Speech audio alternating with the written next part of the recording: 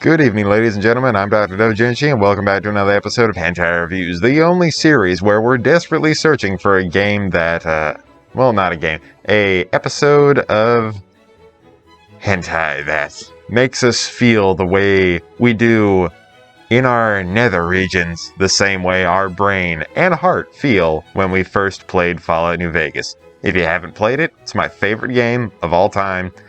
And yes, it's one of those great games, but it's a great game for a reason. And it is my favorite because I love the series. So, let's get into this actual series, because I just started talking about a nuclear apocalypse put inside of a world that has a whole bunch of gambling. You know what what our next review is going to be? Absolutely none of that.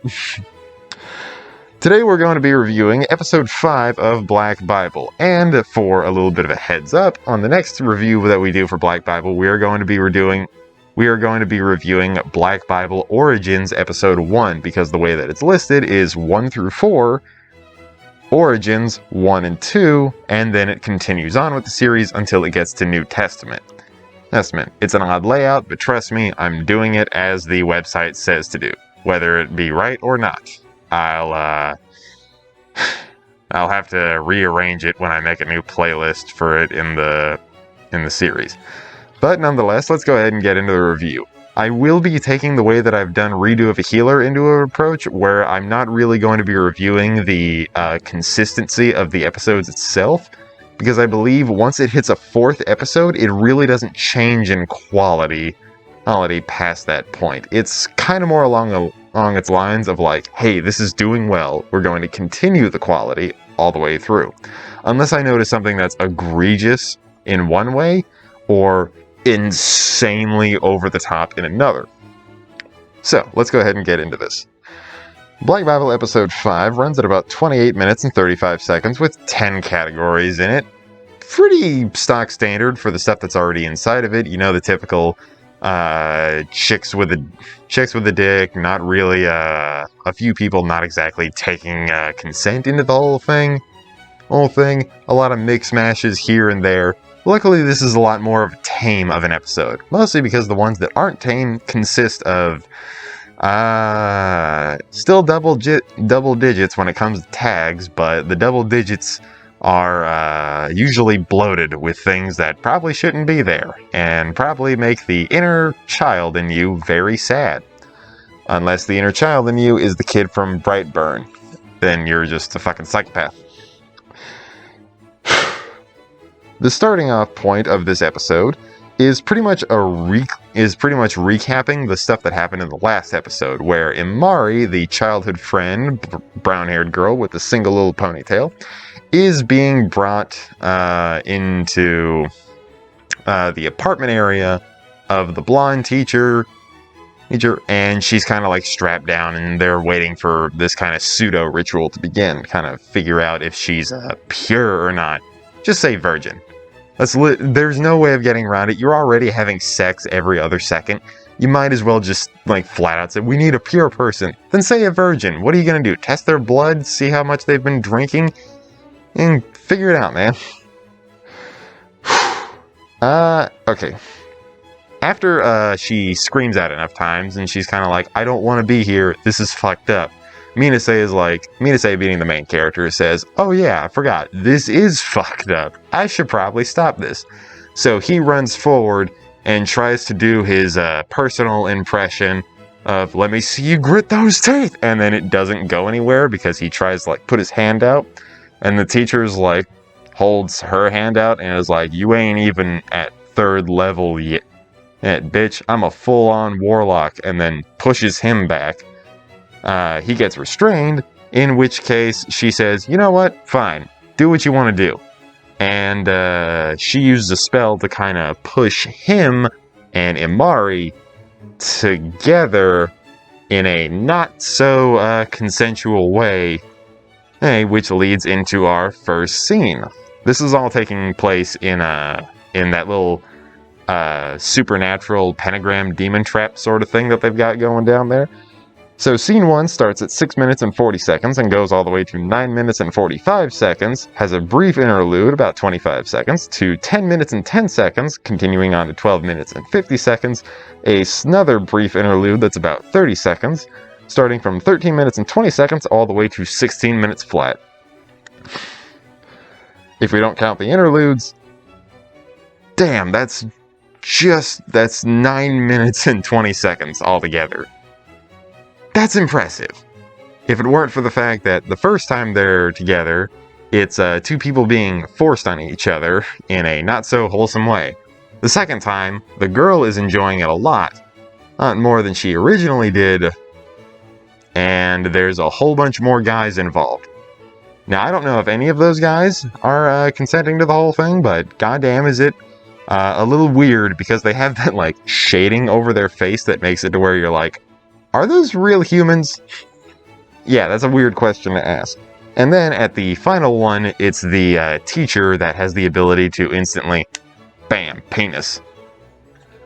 Yeah, she does that and then strictly goes after... This entire scene right here is butt stuff and nothing but stuff.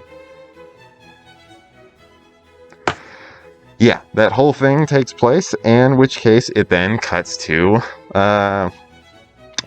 Minase getting kicked out after being threatened, and the blonde girl says, "Hey, if you come back here, I'll fucking kill you." No, you. Throws him out without his pants on, and then throws his pants because they're considerate, unlike some people. Hey, if you're gonna wine and dine a person, give them their pants back. Because some of us are trying to get rid of our giant pants collection. I was gonna build a parachute out of random people's pants, but unfortunately, I don't get laid all that often. I have 3 pairs of pants, and they're all mine. After that, it cuts to the redheaded teacher doing a little bit of research on her own thing, noticeably having little moments where she's kind of like acting up in her own skin.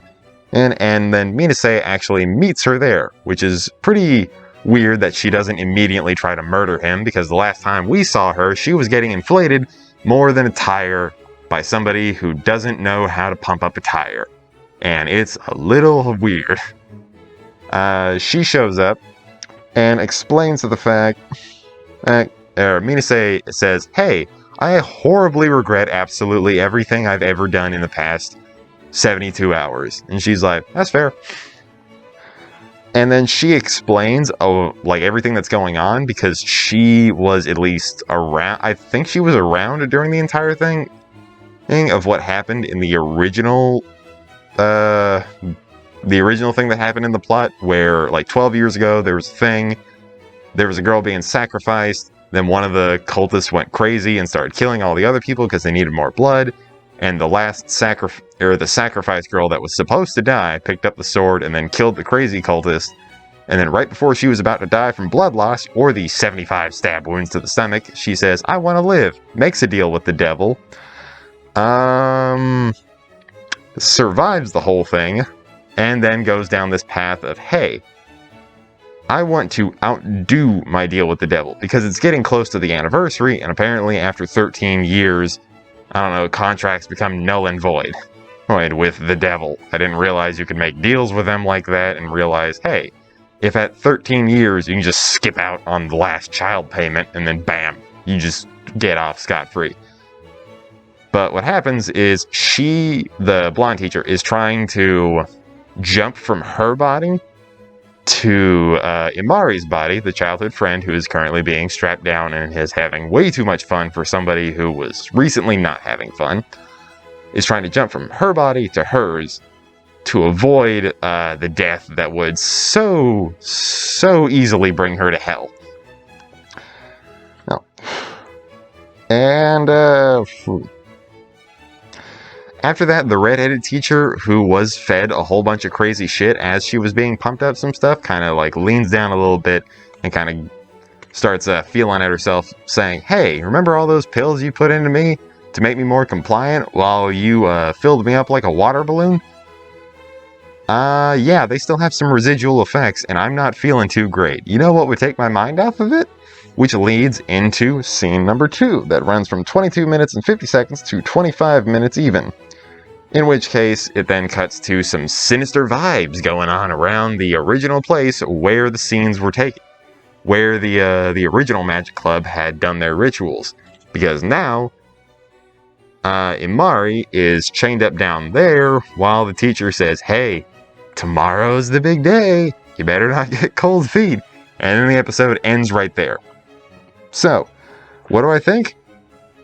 I think this is a damn interesting episode because, first of all, 70% of it consisted of sex. The other residing amounts of it was very, show, don't tell. And I very much appreciate that because now I legitimately am filled in with, what's going on in the plot. Some of it may be a little off my own taste and a little weird, but now I'm legitimately drawn in because I want to see where this goes. And now that I know that the next few episodes are going to be preludes to it and there's eventually going to be a sequel series later on in New Testament, I want to know how far this plot actually goes. So, will I be watching the next episodes? Hell yes, I will. Mostly because these series, they don't do that well, but they do my body well, knowing that I'm having a much better life than these girls. So, in conclusion, I will be continuing this series further on into the future. And once I get done with these series, and you're probably thinking, oh, he's probably just going to start falling onto random stuff. No. A generous person in the comments of a former video of mine has recommended that I do a whole bunch of reviews for a whole bunch of stuff. Some I've already done reviews for that I need to kick back up on because some of them have extra episodes that I didn't watch, or the fact that I did one episode for Menakitsu Happening, one of the most popular hentai of all time because people refer to it as the Shonen Jump of hentai. So, what I'm going to do is I'm going to revisit that series altogether, but at a much later point because I feel like there are some other series I need to start working through. But until then, let's go ahead and shoot for the stars while we're still down here on Earth. Maybe if we get lost in space, we'll still see more stars than we've ever seen in our lives.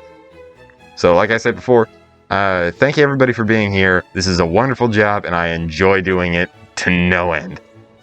So, have a nice day. Don't be a dick, there's too many of them, and wash your fucking hands. I have been the Doctor. Peace.